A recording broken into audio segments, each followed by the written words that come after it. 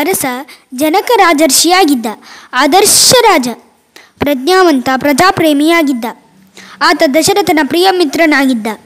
ರಾಜ ಮಾತ್ರವಾಗಿರದೆ ಬ್ರಹ್ಮಜ್ಞಾನಿಯೂ ಆಗಿದ್ದ.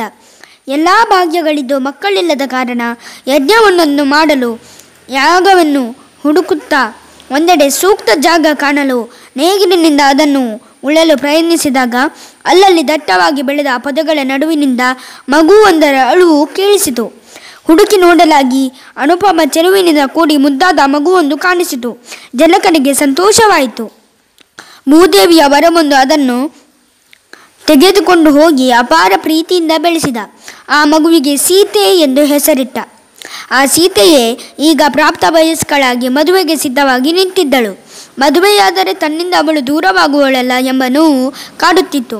ಆದರೂ ಮದುವೆ ಮಾಡುವುದು ಅನಿವಾರ್ಯವಾಗಿ ವರಾನ್ವೇಷಣೆ ಮಾಡತೊಡಗಿದ.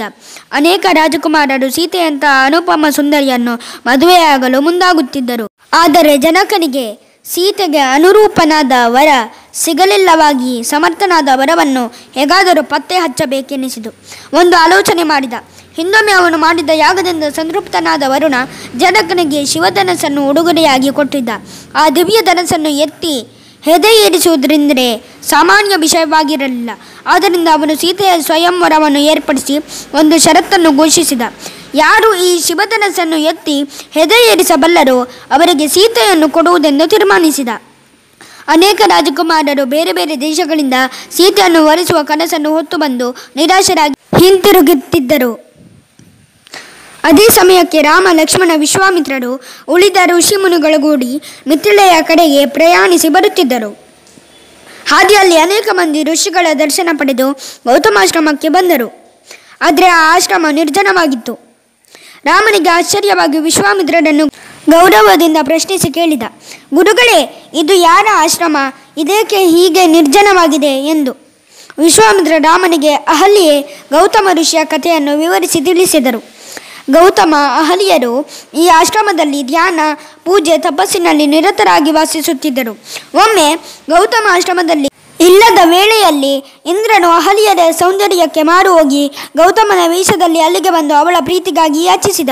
ಅಹಲ್ಯ ಮೊದಲು ಗೌತಮನೆಂದೇ ಭಾವಿಸಿದಳಾದರೂ ನಂತರ ಇಂದ್ರನೆಂದು ತಿಳಿದು ಕ್ಷಣದ ದೌರ್ಬಲ್ಯಕ್ಕೆ ಒಳಗಾಗಿ ಅವನ ಆಸೆಯನ್ನು ಪೂರೈಸುತ್ತಾಳೆ. ಆದರೆ ಅಷ್ಟರಲ್ಲಿ ಗೌತಮ ಬರುವುದನ್ನು ಕಂಡು ಇಂದ್ರ ಮೆಲ್ಲನೆ ತಲೆ ಮೆರೆಸಿಕೊಂಡು ಸುಳಿ ಹೋಗಲು ಪ್ರಯತ್ನಿಸಿದ.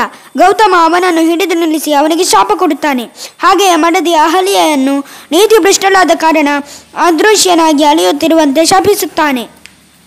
ಅಹಲ್ಯ ತನ್ನ ತಪ್ಪನ್ನು ಅರಿತು ಕ್ಷಮಿಸುವಂತೆ ಕೇಳಿಕೊಳ್ಳಲು ದಶರಥನ ಮಗನಾದ ರಾಮನು ಈ ಆಶ್ರಮದಲ್ಲಿ ಹೆಜ್ಜೆ ಇಟ್ಟಂದು ಮೊದಲಿನ ರೂಪ ಬರುತ್ತದೆ ಎಂದ ಪರಿಹಾರ ಸೂಚಿಸಿ ತಾನು ಕೂಡಲೇ ತಪಸ್ವಿಗೆ ತೆರಳಿದ.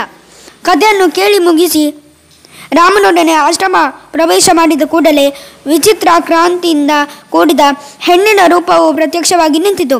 ರಾಮಲಕ್ಷ್ಮಣರು ಗೌತಮ ಪತ್ನಿ ಅಹಲ್ಯೆಯ ಪಾದಗಳಿಗೆ ನಮಸ್ಕರಿಸಿದರು.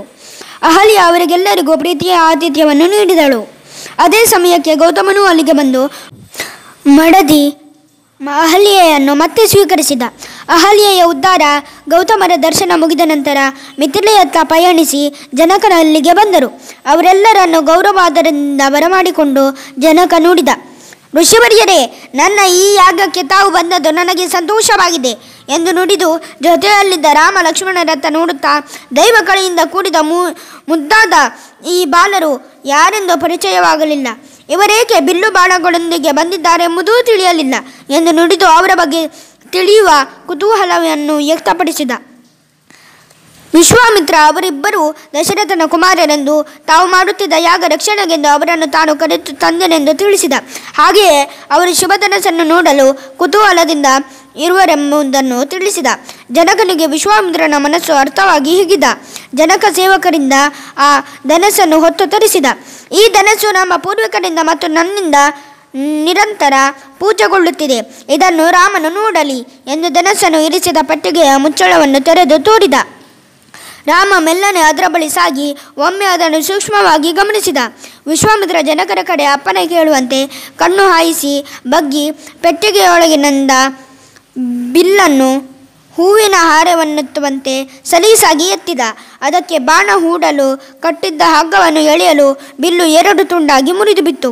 ಜನಕನ ಸಂತೋಷಕ್ಕೆ ಪಾರವಿಲ್ಲದಂತಾಯಿತು. ತನ್ನ ಮಗಳಿಗೆ ಯೋಗ್ಯನಾದ ವರ ಸಿಗಲಿಲ್ಲವೆಂಬ ಕೊರಗು ಮಾಯವಾಯಿತು. ಅಯೋಧ್ಯೆಗೆ ಸುದ್ದಿ ತಲುಪಿ ಕೂಡಲೇ ರಾಜ ದಶರಥ, ಅವನ ಮಡದಿಯರು, ರಾಜ ಕುಟುಂಬದ ಇತರರೆಲ್ಲರೂ ಸಕಲ ಮರ್ಯಾದೆಗಳೊಡನೆ ವಧುವಿಗೆ ನೀಡಲು ಅಪಾರ ವಸ್ತ್ರಾಭರಣಗಳನ್ನು ತುಂಬಿಕೊಂಡು ಮಿಥಿಲೆಯ ಕಡೆಗೆ ಪ್ರಯಾಣ ಹೊರಟರು.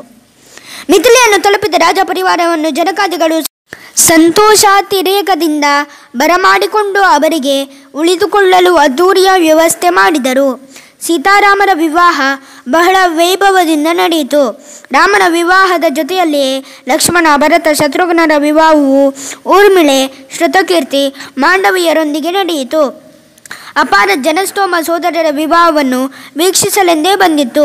ಬಂದವರಿಗೆಲ್ಲರಿಗೂ ಭೂರಿ ಭೋಜನ, ಉಡುಗೊರೆ, ಕಾಣಿಕೆ, ದಕ್ಷಿಣೆಗಳನ್ನು ಕೊಟ್ಟು ಸಂತೃಪ್ತಿ ಪಡಿಸಿದರು.